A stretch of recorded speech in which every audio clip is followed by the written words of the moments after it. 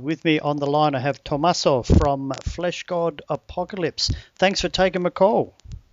Hey, no problem. Thank you. My pleasure. Now, I got to tell you, I don't think I've heard a band such as Fleshgod Apocalypse. You have a very unique sound. Tell us how that sound has evolved.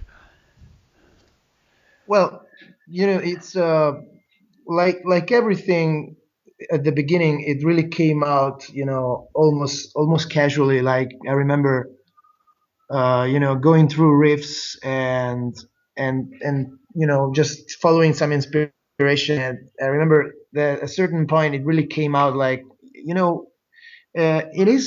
could uh, try to bring this kind of classical progressions into this kind of death metal approach. And from that point on, it's all being a continuous experimentation.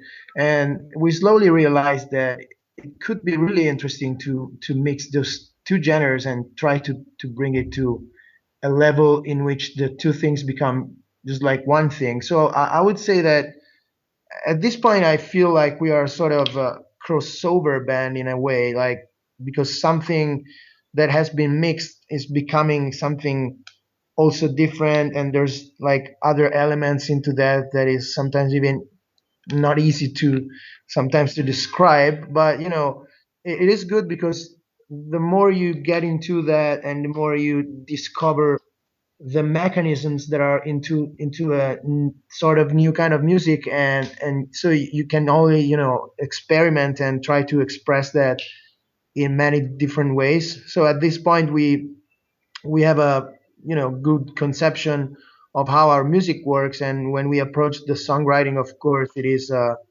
don't want to say easier, but of course we are aware of certain mechanisms. And that's what probably makes something new, just experimenting and trying to follow your instinct in music.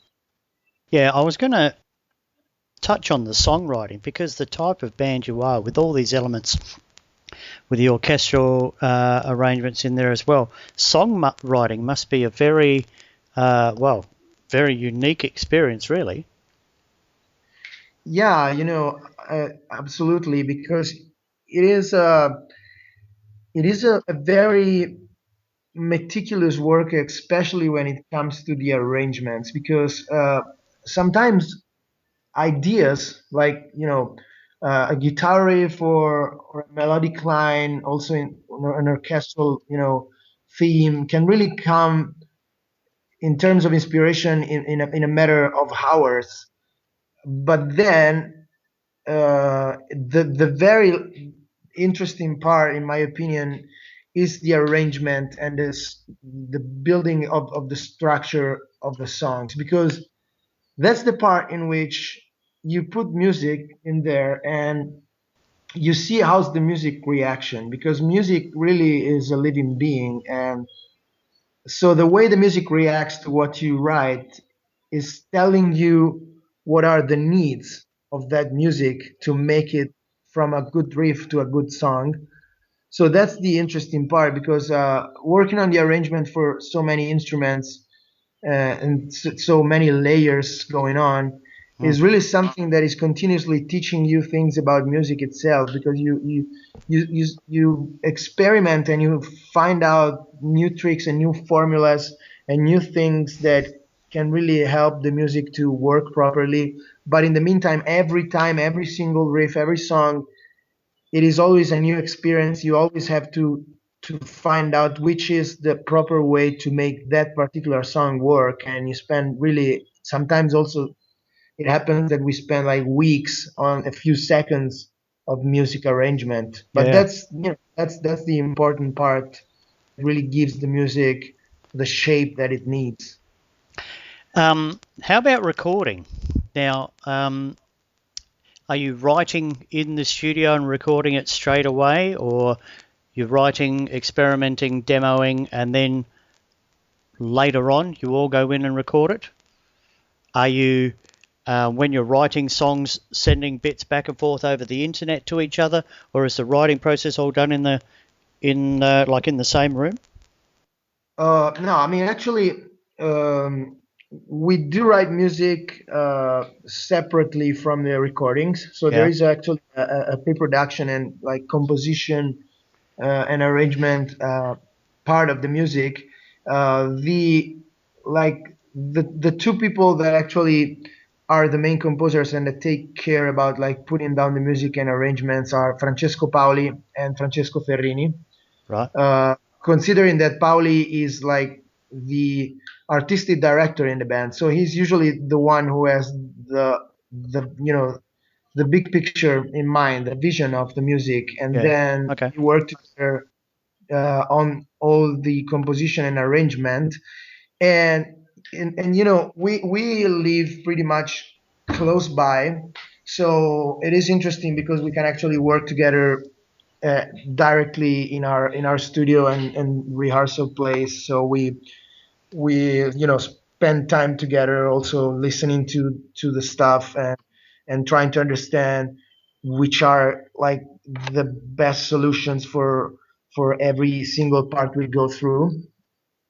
And after that, when like 90 to 95% of the thing is actually done, we hit the studio and we leave some stuff uh, for the studio, in the meaning that we arrange some stuff during the recordings also to have a better perception of what's actually happening. Like for example, in the vocal lines, we usually leave the adaptment of the lyrics to the vocals lines when we are starting to hit the studio to also experiment things while recording. Yeah. Okay.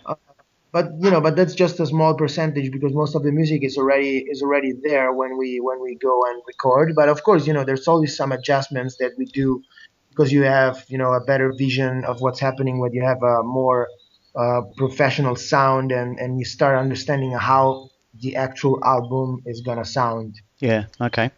Now, with such a complex sound, are you getting better at the recording process, or are you, I don't know how to say this properly, creating a monster and getting more complicated and more involved in it? No, I guess that from a technical point of view, uh, probably some of the most complex things we ever done were in a labyrinth. Okay. So this is now a matter of balancing the things in the right way. Yep. So in this album, the main focus was really to uh, try to find a perfect balance between all the elements that are going on into the music and try to give them the proper dynamics. So I mean, the level is always, still very high on a technical point of view, but we've been working a lot also on the rehearsal and practicing. So at this point, it is always challenging, but we have pretty much the the proper skills to Yeah. also reproduce that kind of things into the live settings and also of course in the recordings. So I don't feel like we are getting more complex in that direction. I just think that we are maybe more now balancing things and try really to translate that more and more into music and to bring up something that is always more essential and in the meantime of great impact using all the things that we have. Yeah. But we're not pushing deliberately on the technical level just because it has to be like that. I mean, technique is always a sort of um, let's say tool Yeah. that you have. So we never saw technique as something necessary. Technique is just a tool that we use to do what we like to do. And sometimes it happens that we put out things that are very difficult to reproduce. Sometimes it happens that we put out things that are a little bit easier to reproduce. But then it's always a matter of choosing what you want to do, and also when going on the live shows, just try to bring the best songs that you have out there. And once you have it and once you know what you want to do, then it's just a matter of having the patience to spend time on that. Yeah. Right. Now, you have a new album coming out just next week, and it's called King. Now, tell us about, give us a bit of an outline on the album. Yeah, King, as usually, we always like to try to bring stories into our music and in what we do. So I mean, King, um, as we previously did, has an actual is an actual concept album. Right. So there is a story going throughout the album, and we really try to do something in which the connection between the music and the story and the lyrics and the visual part. So in the artwork, in the inlay of the booklet of the album, and then in the video clips we're working on, and of course in the live shows, could be something that is really like one thing and one complete experience that can really stimulate like the visuality and also the hearing part of our art. So we were like aiming to do something that was really complete on that side. So I guess, I really think that this is probably actually the most balanced album that we have out there. I think there's a lot of variety into the album and into the songs, and we really took care about writing the album in a way that it could be seen as an opera divided in different acts more than just songs put into an album.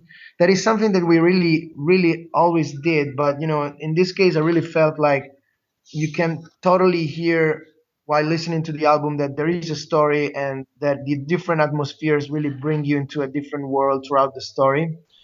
Mm. And nothing is separate from the rest. So that's pretty much my impression on the album. It is like probably our most mature work, so I'm really happy about that. Mm. The sound on it, it's just big and in your face. And you got Jens Bogren in to mix that. Sounds like that was a good idea. Yeah, that's a very also another very important aspect of this album, because it was the first time that we actually took the chance to also work with some different people and get the chance to do a different experience. So we've been working for the first time in the recordings with Marco Mastrobuono at Kick Studios in Rome. And we've been friends with him in a long time, but never worked with him in the studio. And it's been a very, very good experience. And having good sounds in the recording is absolutely the basis for a good sounding album. And then we also had the chance to finally also work with some producer abroad. It was the first time we get out of Italy to do that. And you know we've been going through a lot of different ideas, but for also especially his previous works and the character in the music that he produced, we really thought that Jens Bogren could be the best choice for us. Mm. And he totally confirmed to be the best choice in my opinion, and we're really happy about that, because I really feel like he is a very good producer in a matter of the fact that he is also very aware of what happens into the music and what is the intentions in the music Yeah. and what the musicians want to get from the music. So his interpretation in matter of sound, I think it really gave justice to the music that we've been writing. And it was pretty obvious since the beginning that we were having a very good sounding album coming out. Mm. And the final result is amazing in my opinion, because it's very powerful, but still there is a lot of dynamic. It Mm. is not like super compressed like sometimes it happens now. You can still have there's a lot of air into the Mm. music. You can still feel like Yeah, I things agree. going up and down and moving into the mix. So that's a very, very important aspect for With Sugar's King. And we could never be more happy than that. No, fantastic. I've managed. I've been very fortunate to hear the advanced thing, and I reckon it just sounds fantastic, and it's just a really good listen. I really like it. Now, will you be going out? Are you touring to promote this? Where will you be going? And was I right in interpreting you before in that this would be played like in its entirety? Was I right there? No, that could be uh, an idea for the future. Yeah. Okay. I misinterpreted you. I'm sorry. Okay. So, are you going out on tour soon? Where are you going? Yeah, yeah. I mean, no, I was just saying that really that is something that could be really cool to do. But we always try to start at the beginning introducing a few songs Yep. every time that we go, because we also want to leave space, for the fans to also have the time to get into the new music and Yep. not pushing it too much since the beginning. So we're obviously introducing new songs and building up a set list together with other songs from our previous albums. Right. And we're starting off with the touring on the 70,000 tons of metal cruise Okay. that is gonna start in a few days, like on February the 4th. And from then we're straight going to our headlining tour in North America. Like, so it's a US and Canada tour. Right. Then we're coming back and we're doing a few headlining shows in UK in March. And we already have released also the news of a European tour in which we'll be doing direct support to Ensiferum in Europe. And we're still working on a lot of stuff and planning other stuff, because of course we want to organize as soon as possible also a tour in Italy. Right. We're already confirmed in a few festivals in Europe. We're going to Hellfest and Grass Pop and Metal Days and Sonisphere in Italy. So there's a lot of festivals coming up. And beside that, of course, there's so many places where we want to go back or even go for the first time. So I think it's just a matter of when, because we're really planning a long tour for the promotion of King. Of course, going back to Australia for sure. So many different places where we're gonna go, and it's just a matter of understanding how to manage all those parts of the tour that we are putting out. Mm. Absolutely excellent. Thank you. Tommaso, absolutely magnificent talking to you today. Thanks for taking the time to talk to us. Wish you every success with the new album King, and Thank you. every success with the tour and the future for the band. And once again, thanks for taking the time to talk to me. Thank you very much. My pleasure. Have a good day.